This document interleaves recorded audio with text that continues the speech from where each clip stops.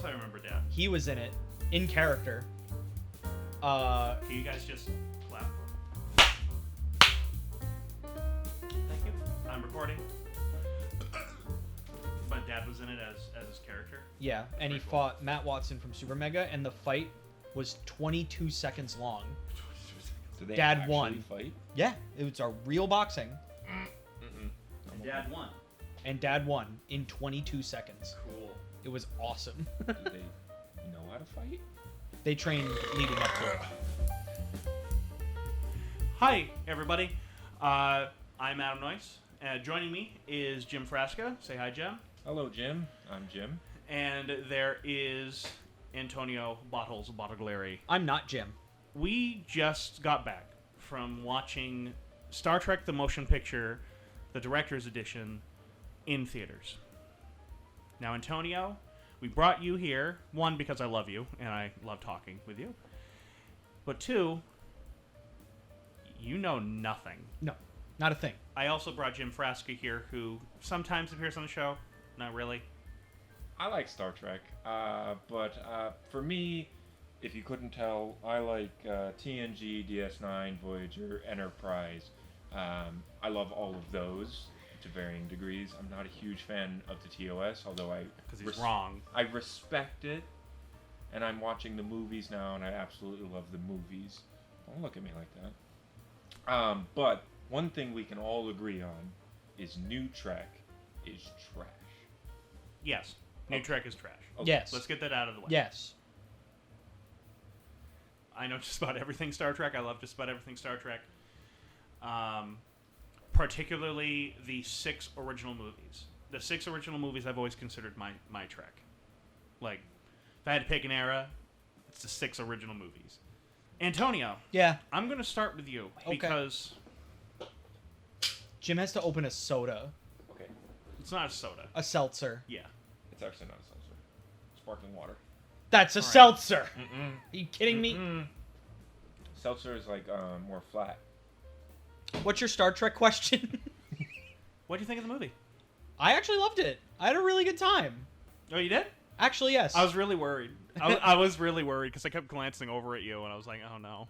I Oh don't no! know. Like, if you if you look over at me and I am stone faced watching a movie, that means I really fucking like it, because I am focusing all my attention on the movie. Do you remember that one short little instance where I almost dropped my entire drink on you? Yes. The what? Yeah. Yeah. Don't worry about it. That was because I was trying to put the cup in the cup holder while still watching the movie, because Yeah. I didn't want to look away. Even the parts that were like really slow, like when they see the Enterprise for the first time, like Yeah. again, Yeah. which is a very, very slow part of the movie. Slow part. I was still like, whoa. It's pretty. It is really pretty. It's really pretty. There are a lot of shots in this movie where it's like, you can tell it's like the VFX team really just wanted to drag this out as much I as can possible. explain why a little bit later. I'm very happy that Star Trek the Motion Picture, especially since this Director's Edition, has been re-released. There's almost like a new appreciation for this movie coming out. And admittedly, I have to thank a lot of that to Red Letter Media as well. Red Letter Media did a really in-depth review of it, and they praised the movie. And I think that got a lot of people to rewatch the movie, and they actually see it as like a flawed masterpiece. In fact, that's one of the most apt descriptions I've seen of Star Trek the Motion Picture, any cut, is that it is a flawed masterpiece. Jim, Yes. this is your second time seeing it. Yep. You saw the 2001 Director's Edition, Yep. which is what I had on DVD. DVD. Actually, I have it right here. Yeah, that was the original Director's Edition from 2001. Has been out of print forever. The only in-print version of this movie was the theatrical cut, which is really a theatrical cut. It is a rough cut. Barely.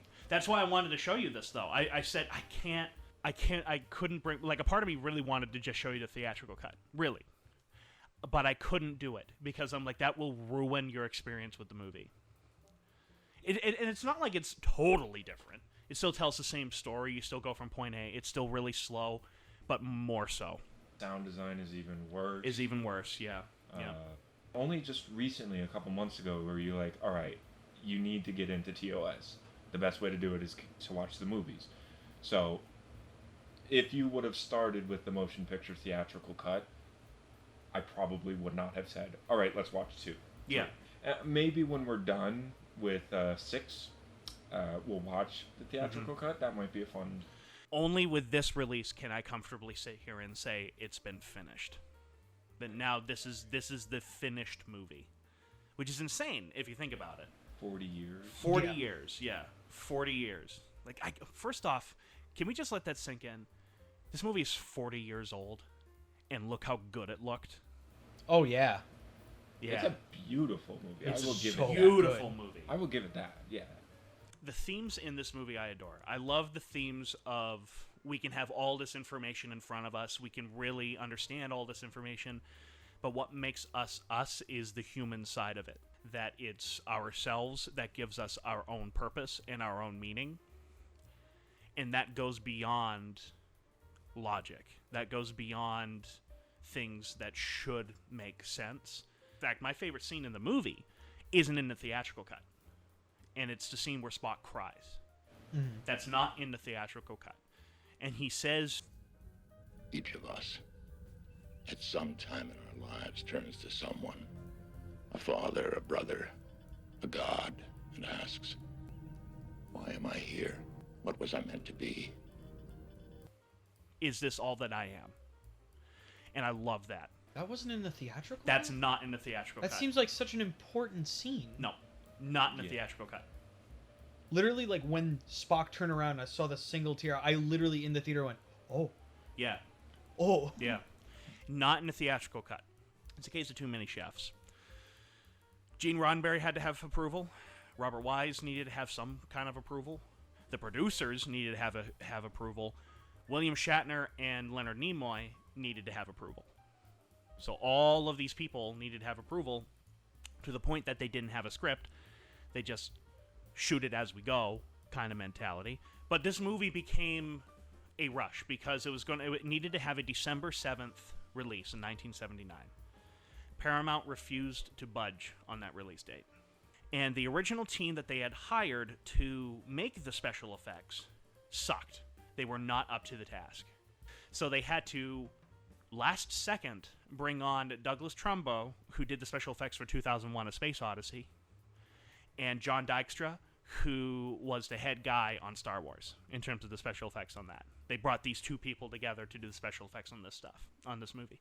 And they hit the ground running. They didn't have time to make new models. They had to use what they had. In fact, that 8-foot Enterprise model, Douglas Trumbo said it was too small. They had to make a special lens to get the shots that they wanted on the Enterprise. You know, that deadline is looming. They just start cobbling together scenes as they come in.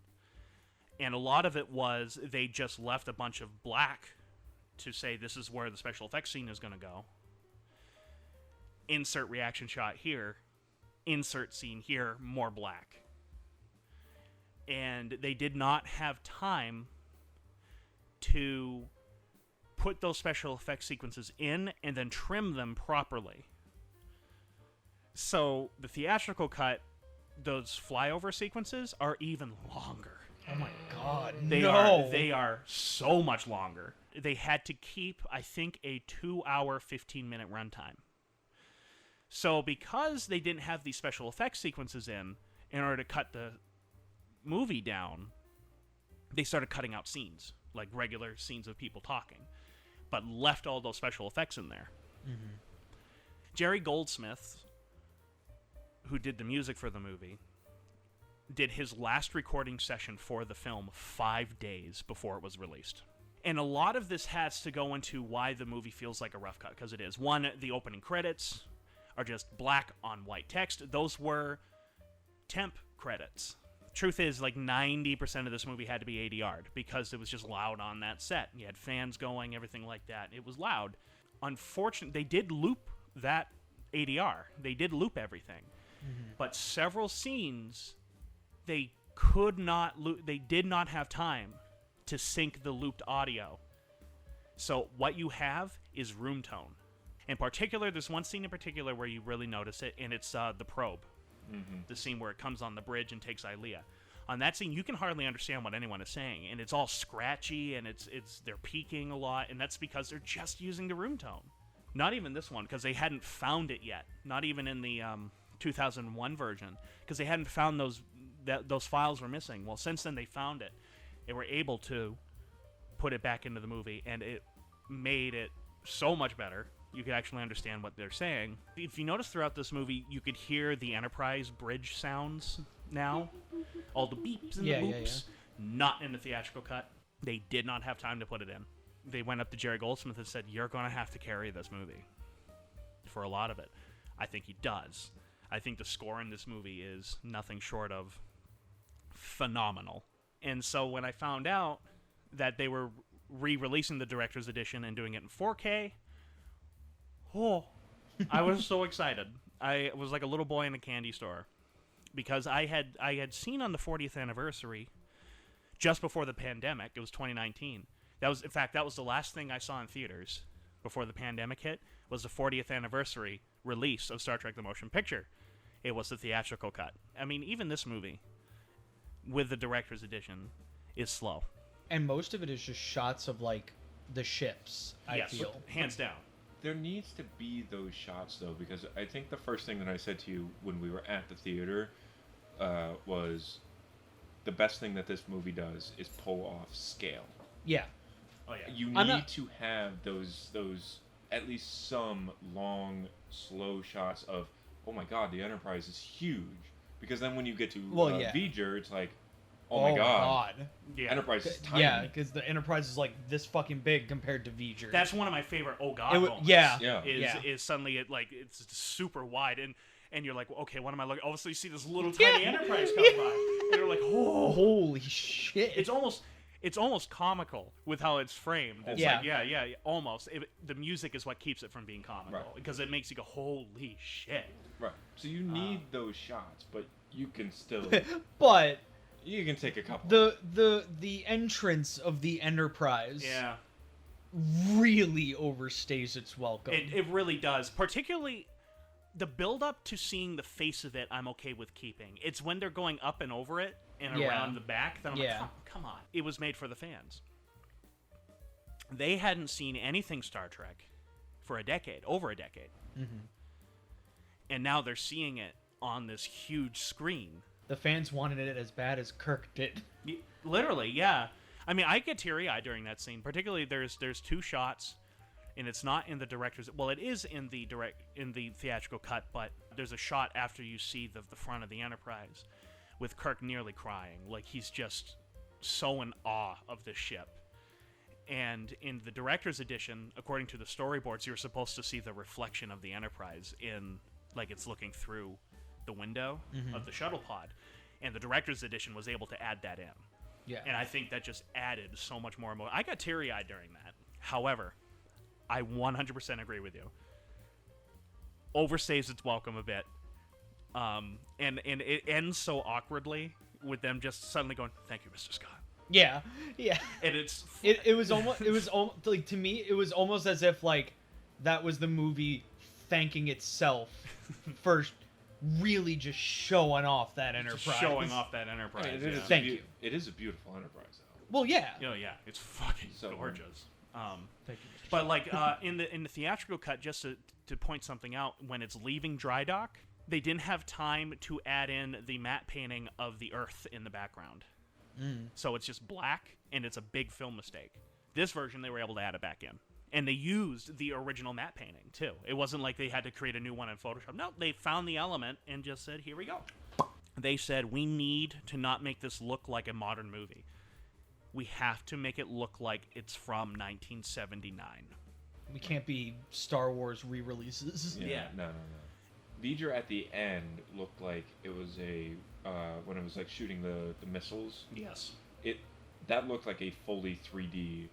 I think they did model, go overboard with that. And that just looks, not that it looks bad, but it's very clearly modern technology, and it doesn't mesh well. No, I agree. I think the 2001 model was much better. Was much better. It's still like, some kind of 3D model, Yep. but it's so much more true to the original ability. There's one that I noticed, and it was one of those really wide shots where the Enterprise is really tiny, and it fixed a film mistake, but I still think it looks kind of clunky. Kirk gives an order to turn the ship around and fly at like 500 meters and do all that. But in the film, he just keeps flying straight. Right. And this movie did an attempt to fix it, and you Kind of see the rotates. Enterprise, and I thought it looked clunky. I didn't hate it. I actually thought that it did work. Because I think when we were watching it a couple weeks ago or a couple months ago now, I was like, didn't he tell them to turn around? Yeah, like, you did mention that, come and it back is. about? It's a genuine film mistake. They just didn't film it. Yeah. And this movie tried to fix it. I just think the Enterprise moves too quick, and I'm like, well, I know the Enterprise looks tiny, but it's not. Not tiny. I'm glad you mentioned scale, because that's one of the first things I always picked up from this movie, even when I was a kid. I was just like, the Enterprise is so big and so majestic. Oh, no, it ain't. No, And then it's vger tiny. happens. And then feature happens, yeah. Which, I'll actually ask you, what did you think of the twist? The reveal. Oh, what, that it was the Voyager? The Voyager probe, yeah. I would literally, as soon as he looked at the panel, I was like, Voyager, fuck, shit. Oh shit, we did create that shit. Yeah. And I loved it. Like, I specifically, Yeah, when I it's- showed Jim, I was like, I'm not going to tell you anything about the twist or the reveal. Yeah. No, Because it's a and big Yeah. moment. It was such like a realization of just like, we created this shit. It's coming back from its like 300-year Yeah. mission, Yeah. and it's like the fact that it gained sentience due to it. I'm like, that's Because- such a cool. It's so cool. The story is it got picked up by a race of robots, Yeah. or a robot planet, that gave it the ability that took to its expand mission, memory. literally. Yeah. Learn everything. And it made its ship, it did all that, and said, go back to your creator. And it couldn't wrap its head around the fact that we were the creator. Yeah. It thought that Until another the end. robot. It thought it, Yeah. it was Yeah, it was another robot, but Yeah. it was actually man. Yeah, and Humanity. I love that. I love that because it also gives an excuse. Okay, why do they always go towards Earth? I love that one scene where they're talking to the bald girl, but Ilea. after Yeah. Ilea, but after she got probed by vger, Yeah. and they're like, And who is the creator? The creator is that which created vger. Who is vger? Vger is that which seeks the creator. Yeah. Created by the creator. yeah, Oh, that's another thing that you'll notice in this version that way above the theatrical version. There's humor in this version. yeah, There's humor in this version more than the 2001 Yes. release because the audio is fixed. Yes. I remember Yeah. when McCoy is first introduced onto the Enterprise, I didn't hear him say in the 2001 cut, sickbay is probably going to be a mess. You know, engineers always love to change that stuff, and that gave him personality that I just completely missed. There's in another the one. first. There's another one too on the probe scene where they takes Ilea. Chekhov. You can't. He says it. I want to be clear. He does say it in the scene, but you can't understand what he's saying, and that's because they didn't have time to add in the ADR line. Yeah. But it's Chekhov. He's like, don't interfere with it. Chekhov goes, absolutely, I won't interfere. yeah. Again, no idea that was in the original. I mean, Well, yes, that was it one is of the there. complaints with the original film is that it became so much about the technology and so cold and so clinical that it didn't feel like Star Trek. It felt like an ambitious science fiction movie, Right. but not Star Trek. And that was never their intention. That was never their intention. That happened because they were so rushed in post-production to get it out on that December 7th release date. And that always left a terrible taste in Robert Wise's mouth. That man, it's not like he lacks for talent. The Sound of Music, West Side Story, The Andromeda Strain, Run Silent, Run Deep, all Citizen Kane. He edited Citizen Kane. All of these movies. And he's a great director. And this movie, he said nearly broke him. In 2001, when David Fines was like, we want to do this. We want to do your version of the movie. Apparently, Bob Wise almost broke down and cried during the 2001 release of it when he got to see it because he's like, this is so close to what I wanted. So close. Thank you. Which is why I got really sentimental after the end credits, where in this version, it now ends with "For Bob," Yeah. because that's what everybody called him. They called him Bob Wise. Any other edition is not his version, because I'll give David Fiennes and his crew credit. They could have Star Wars Specialized Edition this. They could have made a bunch more changes that they didn't need to. Oh yeah. They just stuck to a T Robert Wise's notes. So, speaking of clinical, Adam counted, I wasn't really counting, but we counted 3 times that Dr. McCoy Yep. comes onto the bridge. He actually does something for one of them, but the other 2 times, he literally just stares at vger. Yeah, and, Yeah. and then I love it. The shot. Clearly, he's going into the elevator, but it looks like he's hiding in the elevator. Yeah. It does, and I'm like, Jesus, and that's a genuine fault with the movie. The characters needed to be integrated better. I think Kirk and Spock are handled extremely well.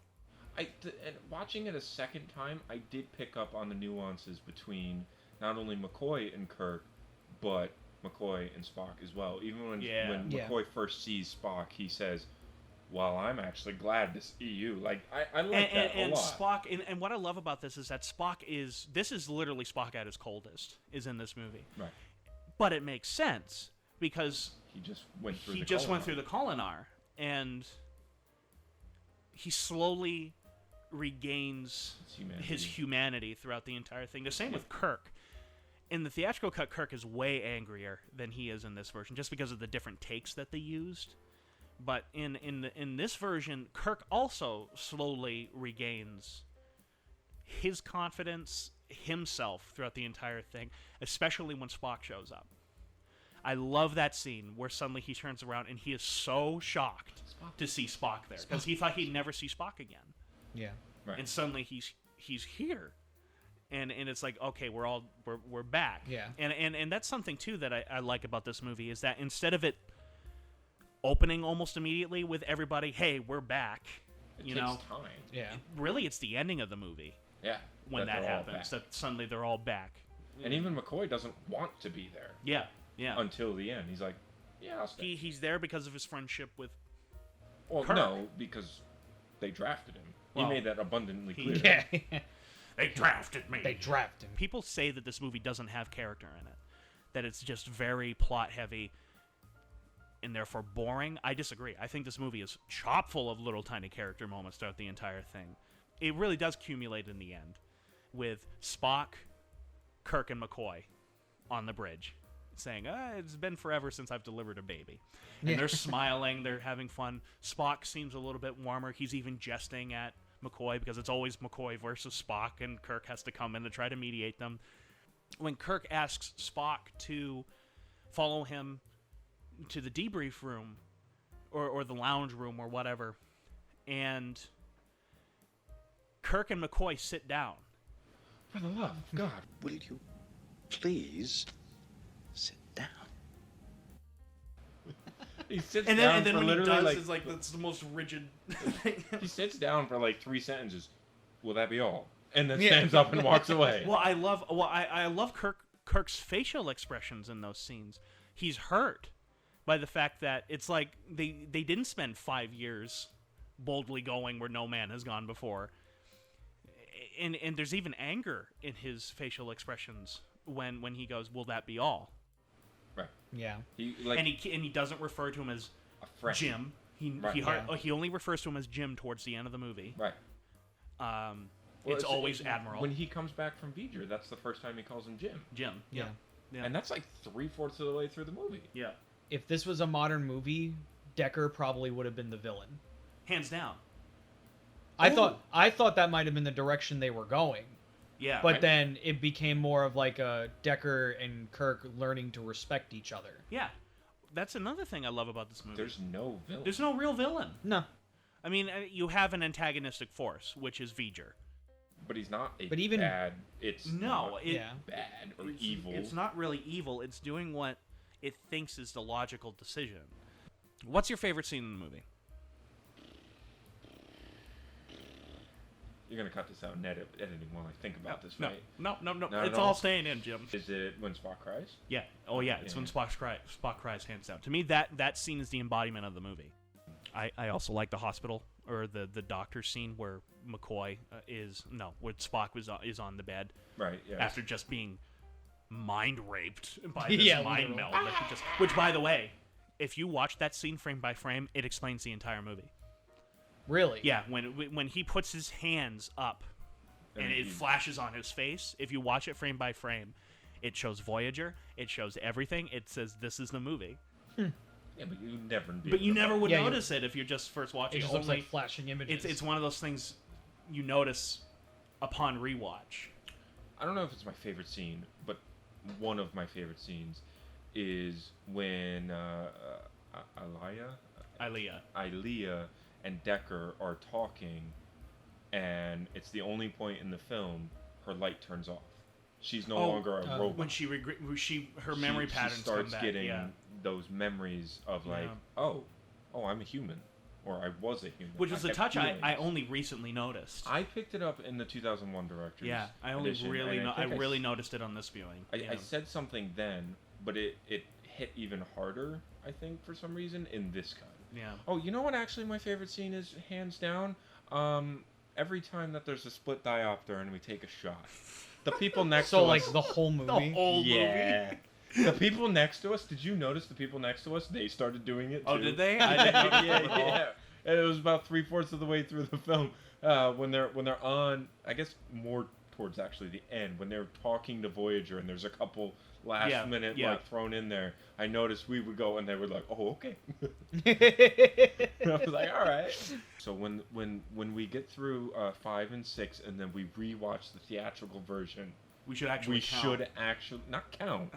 Take a drink. Drink. Actually, Not a take shot. drink. Not a And shot. die.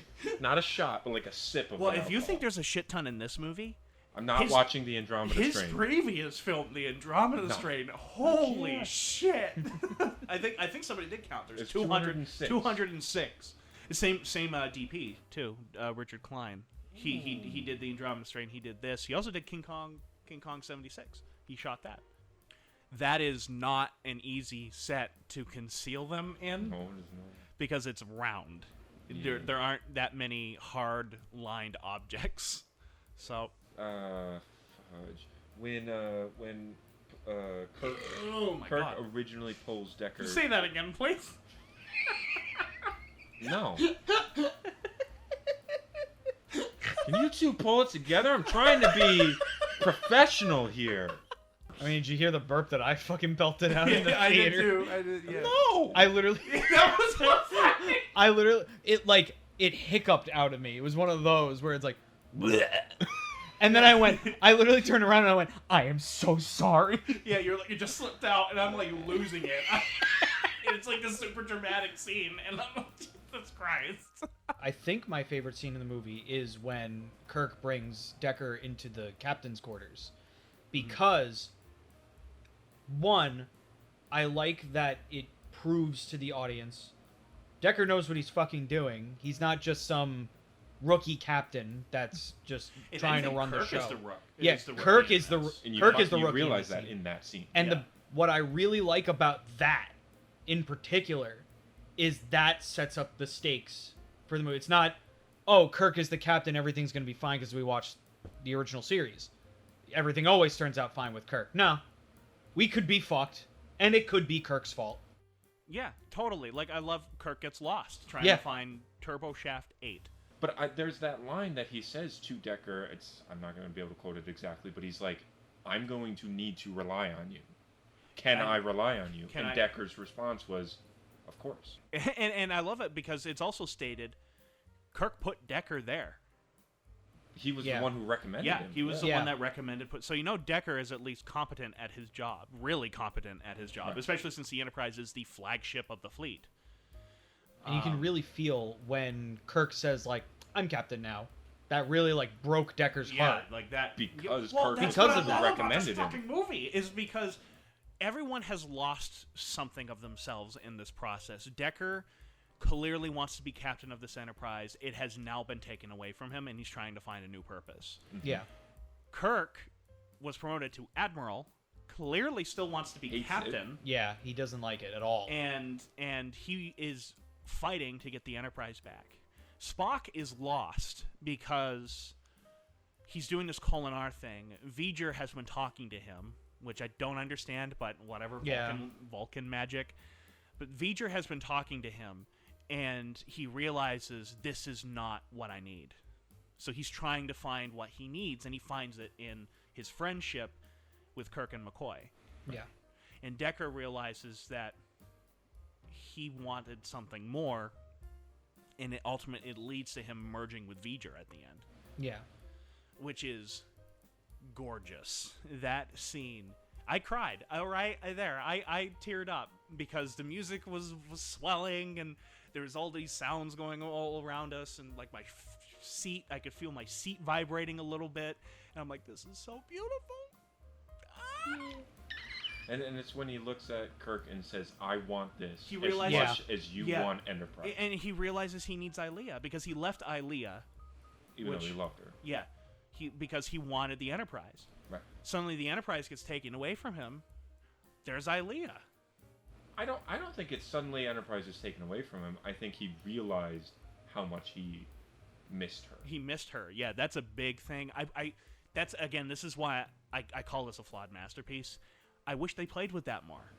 Well, one could say that they kind of do. This is a little bit off topic, but Riker and Troy. Yeah. That is the same exact.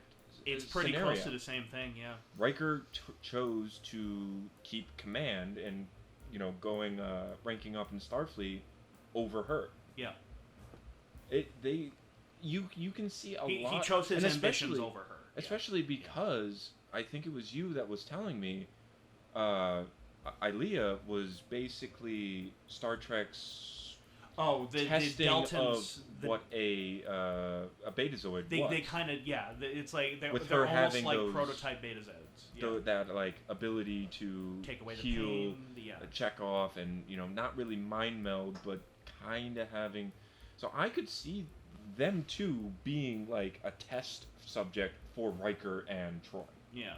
I also and- just really like throughout the whole movie, especially like once they enter V'ger, you just like they're just so helpless. Yeah. Their command, like their communicators don't work, their navigators don't work. Whenever they move inside V'ger, it's never them. It's It's V'ger always moving. V'ger. Well, they do move in V'ger, and it's very carefully. Yeah. But it's always Because been, I like, love that. I think Kirk says a line where Decker goes, "I suggest readying our shields or turning up our shields," and Kirk looks back towards the monitor and goes, "That could be seen as hostile." Yeah. Because they Literally- have no idea what they're doing. Yeah, literally, Kirk throughout that whole scene was like, "No, don't do that. Don't do that. Don't do that. All of that could be hostile." All of that could be interpreted. Literally, as far as the Enterprise is concerned, that is literally the most vulnerable I've ever seen the Enterprise. Is in this movie. Yeah. And there's a point where once Ilea is on the ship and he's like, and they're in the center, and he finally just goes. Kirk goes, "Well, they scanned us. Well, okay, we'll scan them now. Why not?" Well, Yeah. Like they Like- can't possibly think that we wouldn't scan them at this point. Right. Yeah. And it's also like a submissive kind of thing because at that point they're in V'ger. V'ger can do whatever There's a they moment. want. There's a whatever moment it I wants. also like where Kirk goes, "Is V'ger the captain of your vessel?" Yeah. Because at this point they literally still have no idea. Is this a machine? Is it? They don't realize that it's a machine until Spock does his moonwalk, Yeah. where he shoots himself into V'ger's orifice, forcefully penetrates it. Inseminates. Into V'ger's orifice, and then he flies through the space vagina and has to flick Ilea's bean to get the mind meld info. As And I then said, it turns full 2001. so the sexiest movie ever made is Star Trek Star Trek motion motion picture. Only in that scene do we get the line, "I am now convinced this is a living machine. This entire vessel is a machine." Yeah. Oh, that's the Klingon battle one. Yeah, That's my favorite. I love the opening of this movie. Yeah. This is, by the way, this is the This first is what time establishes the the new new Klingon. Klingons. Yeah, this Yeah. is the first time ever they had the ridges and even a language. Before But like that, all yeah. their uniforms Their are all there. uniforms, yep, The yep. red and green is Yep. established. Like it's all there. Yeah. That this is the Klingons. Yeah. You know, dun, dun, dun, dun, Yeah. dun, dun, Oh dun. yeah. This is what established that Star Trek music. And Was this movie? I remember watching it in here, and you didn't tell me Yeah. that was happening, and it just made my heart pump even more. Oh, yeah, and then totally. again, hearing it in theaters, Well, to me, it was the combination of seeing the Enterprise Yeah. refit and that song. The moment it cuts, and it's a deliberate hard cut to the front of the Enterprise, and you hear that music playing, and it's not a march, it's a swell. Goosebumps. I mean, I get goosebumps every time, even just sitting here in my room watching it, or I'll have my headphones in listening to the music. I get goosebumps. Yeah, it's a great score, and I don't think any of the other shows' intros hit as hard. And then I love how at the ending, after the Enterprise goes to warp for that last time, you hear that music and it swells to the final note. And the final note, it reveals really, to me, what embodies Star Trek. And it's the human adventure is just beginning. Yep. And I get goosebumps every time I see that, because that's what Star Trek is to me. There's a saying in Star Trek, especially with TNG, that Star Trek doesn't get good until Riker grows his beard.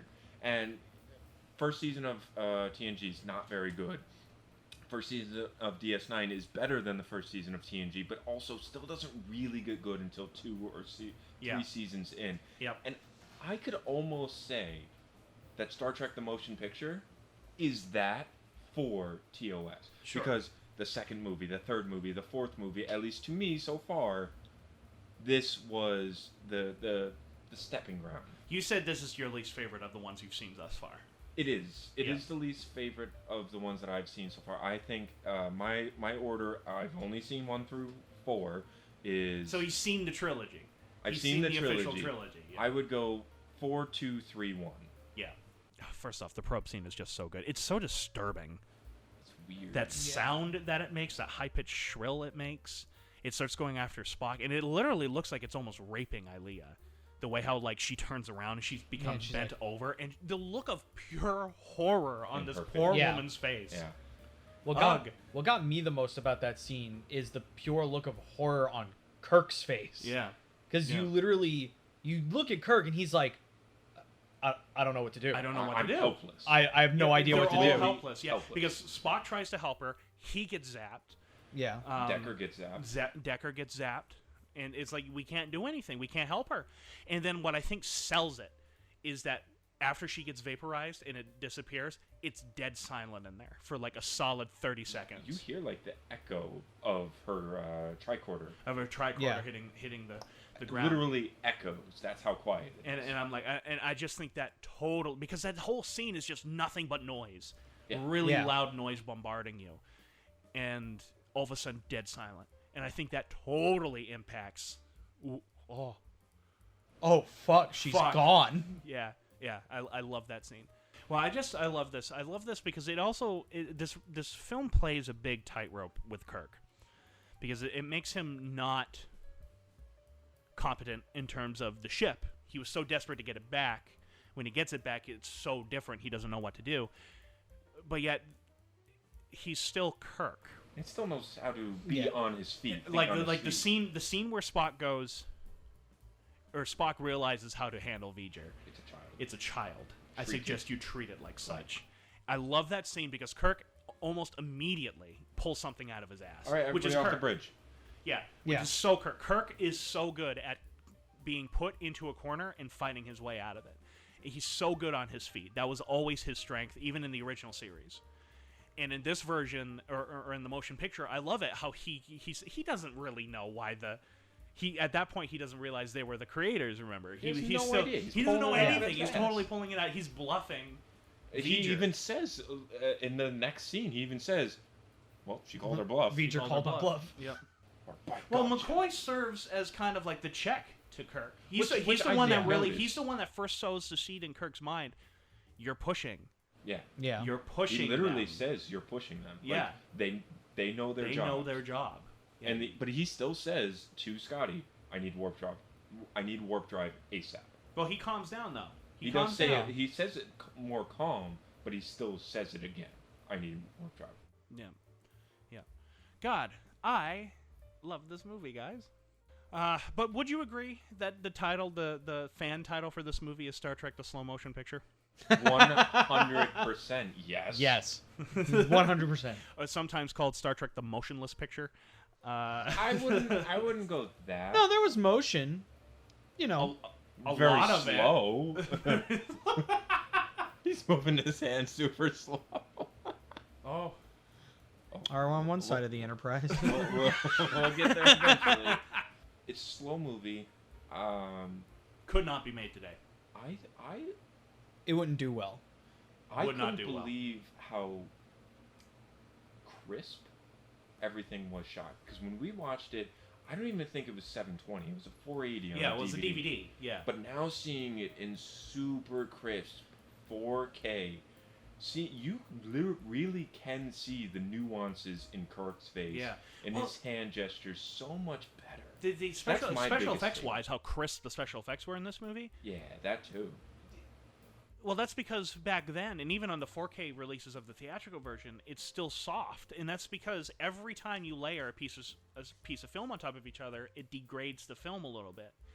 So everything's a little soft. What these guys were able to do in this movie, for a vast majority of the shots, is find those original The elements original- and bring it into a computer. Yep. And it build does the not layers. degrade the Right. quality. In particular, it's the Enterprise leaving dry dock sequence that looks stunning. Yeah. Stunning.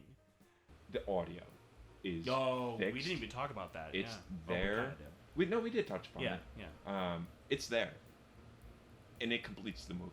I think that was its biggest flaw, Yeah. is the audio. And you can have the slow pace, and it's still a good movie. It's what's the saying that we learned in school is somebody will watch 10 minutes of a bad-looking film, If it has but good will audio. only watch 10 seconds of a bad-sounding film. Yeah. Yeah. And this proves that. Yeah, oh, totally. 100% it proved that. More, not just the score and the sound effects, it's the lines of dialogue. Having Yeah. all of those ADRs is what saved this. Totally did. And it's not like they just brought the cast back to re-record them years later. It's the original It's the OG ADR. ADR. I guess to close it out, I really like the ending of this movie as I well. knew you would. I knew you would really like liked that. it. Yeah. Because, like, this entire movie, Kirk has been such a fucking tight ass. Because he wants the Enterprise back, he's fighting for it. Yeah. And he's being such a tight ass. And just to have him end the movie being like, set warp drive to 1, and just like, oh, which way? Wherever. That way. Out there. Yeah, just that way. Out there. Yeah. Out there. You know, That way. They didn't debrief or anything. It's No, they just went. All right, we had 2 casualties, and Actually, they're not. They're missing. they're missing. All right, I love let's that go. touch. Yeah. I love that touch. I loved. I'm sorry, this is another closing remark. I'm sorry. At the beginning of the film, he degrades Decker from captain to commander. Yeah.